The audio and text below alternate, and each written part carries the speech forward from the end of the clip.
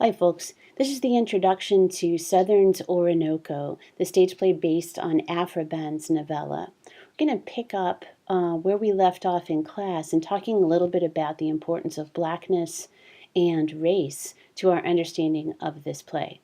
As I mentioned, blackface was only acceptable for male actors, but even this practice, troubling as it is, unfolded against a very different conception of race, not as a fixed biological category, but as an exterior bodily trait, something produced by environmental factors and subject to change. This does not make this a world of free play when it comes to blackness, but it does suggest a very different climate.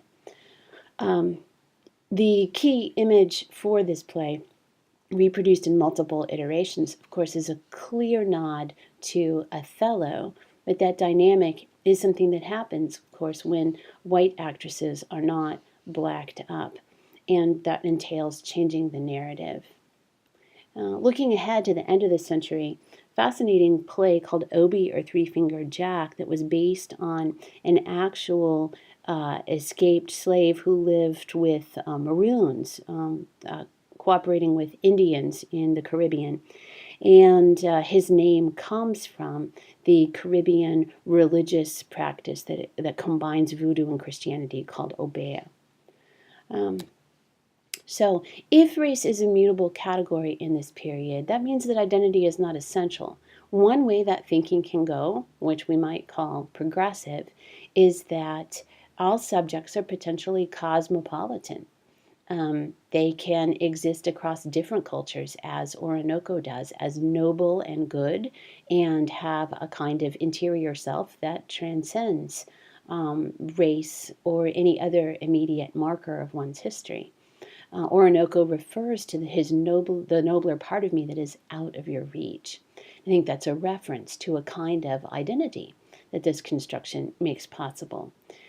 But this is also not a neutral or entirely progressive concept. And the fear that was fairly widespread among whites is that missionaries or merchants could go native. The term for Anglos who spent too much time in India was nabob, and lots of talk and representation of how they become darker.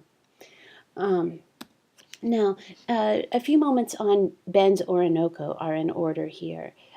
This novel in the conspicuous year 1688, the year that James II is forced to abdicate, and after which William and Mary come to the throne. Oroonoko for Behn is a royalist piece of writing, and it wants to open by imagining a state of nature that is Edenic, in which kingship and divine authority are perfectly aligned. And because of that, there is no deceit, there is order and a kind of simplicity in relationships. There's, in fact, no word for liar in Suriname. But as the English colonists come in, they capture Oroonoko from his native kingdom in Coromantien and bring him to Suriname. The trouble is introduced through the figure of these merchants and the figure of these fallen Englishmen who introduce cruelty, error, and dishonor. So Oroonoko, who eventually mutilates himself before the English in order to make a statement, not unlike the statement in Beloved of ownership of his own body. He, on the one hand, is asserting a kind of Lockean ownership in the self, and on the other hand, becoming a royal sacrifice, an accursed share that signifies a kind of spiritual or religious sacrifice. Now, on the stage, Verbruggen originated the role of Oroonoko, and his performance, which was widely lauded, necessarily resonated with Betterton's performance of Othello. So these two plays in the public imagination are, I think, hopelessly looped into one another. Oroonoko, the novella, makes a big deal about the main character's appearance as both super black. He's described as the most polished jet. He is blacker than the other bodies, and at the same time, his facial characteristics are decidedly European. His nose is rising and Roman, and Ben goes into some detail about how he does not look like other black bodies. So he has both an image of blackness and an image of exceptionalism. Um, Oroonoko's background is also quite continental in that he has had a French tutor who has come to Coromantien. A reminder that lots of cultural exchange had been going on for some time, even in the 17th century. Oroonoko clearly allies himself with the royalists and with the Stuarts and is horrified at the story of Charles I's beheading. But the stage play requires a rewrite on the novella in that Imoinda can no longer be the Black Venus. Instead, she has to become a white character. I want to give you just a little bit of overview on Roach's argument in Cities of the Dead and his interest in a circumatlantic understanding of 18th and 19th century culture. And by that, he's talking about the relationships between London, Africa, and New Orleans, sometimes with detours through the Caribbean. So he's very interested in the work of exchange, both within and between cultures. Like Toni Morrison, Roach argues that whiteness has to be produced by blackness, that the unmarked category or the neutral category of whiteness only exists by being highlighted by blackness, the lack of freedom, by slavery, that these are constitutive of what whiteness means. Roach is also very interested in the function of memory in genealogies of performance. And to explore that idea a little bit more, let's talk about his term surrogation, which clearly comes from surrogate. Roach argues that surrogation is the process of filling actual or perceived vacancies in the network of relations. This is a theoretical explanation of the actor's art that links that work to ideas about kingship and sovereignty as well. The king, like the actor, is a surrogate. In surrogation, Roach argues there is public forgetting as well as remembrance. And that can include exaggeration, that can include a mystified account of the past, but that is part of the process. We'll talk a little bit about King Arthur's role in this process in class. So there's a play of remembering and forgetting. His definition of performance, which is related to surrogation, is the process of continuously auditioning stand-ins in a kind of doomed search for originals. I think that's a wonderful definition that captures the sense of loss that comes with surrogation. He draws on Schechner and Bauman's definitions of performance as restored behavior or twice behaved behavior. But his focus is very much on the relationship between memory and history. And quoting Herbert Blau, he too says, where memory is, theater is. One last topic before we go on, and that is the function of sympathy. Sympathy becomes the key word for the 18th century. And we can see a discourse of sympathy ramping up in Oroonoko. Now, sympathy requires both othering and community building. And by that, I mean that the act of sympathy requires that the one who is sympathizing regard the sympathetic object as object, to see one's distance from that sympathetic or pathetic figure. But sympathy can also build community as people have shared sympathies. Looking or gazing in the work of social philosophers like Addison, Smith, and Burke in the 18th century is how those bonds of sympathy are activated. So the theater plays an important role here as a spectacular setting for sympathy. Sympathy, the looking on another's suffering, can feel good.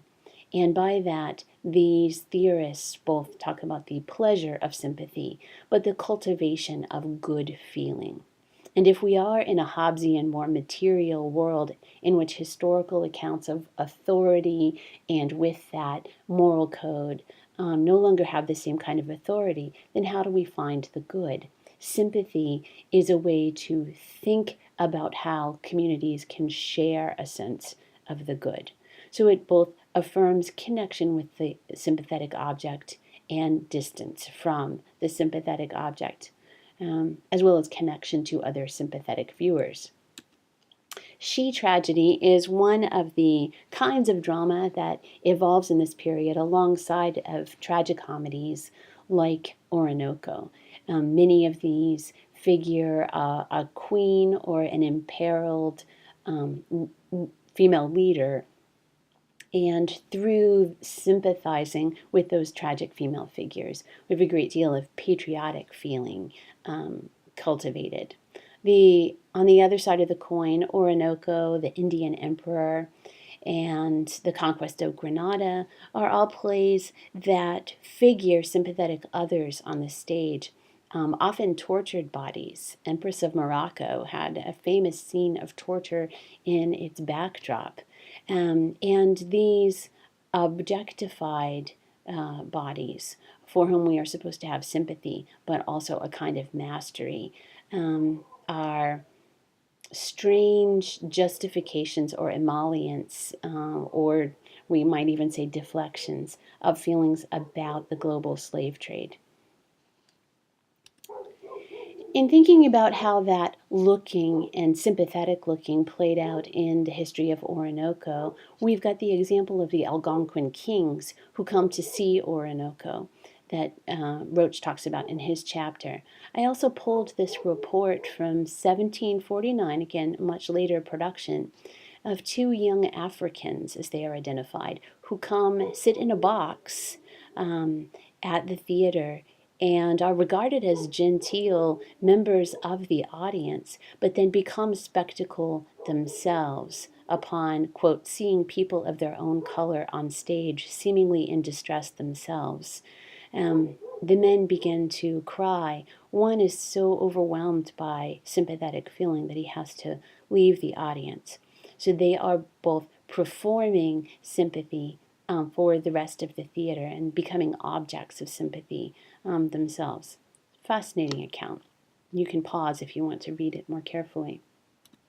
So some questions to consider. In Act 1, especially Stanmore's History of the Great Estates, we have implicitly a critique of the class and economic arrangements, the very exploitative arrangements that this play represents. Does it rise to the level of critique? And how is kingship also represented as potentially corrupt in this play? We'll talk a little bit about the figure of the child, who is both a sort of promise of the future, but a figure of miscegenation or mixed-race subject, and in what ways that child is set up to be the sacrifice in this play. At the end of Act 3, Oroonoko has some strange, fascinating, and even troubling speeches about democracy and about slavery. Are these speeches critical enough? Are they complicit? How do we read them? And what does his critique of Christianity look like? All of this is under the header of a final question, whether this play is more an emollient, a justification, or a critique of colonialism. That should give us a place to start on Tuesday, and I look forward to hearing your thoughts.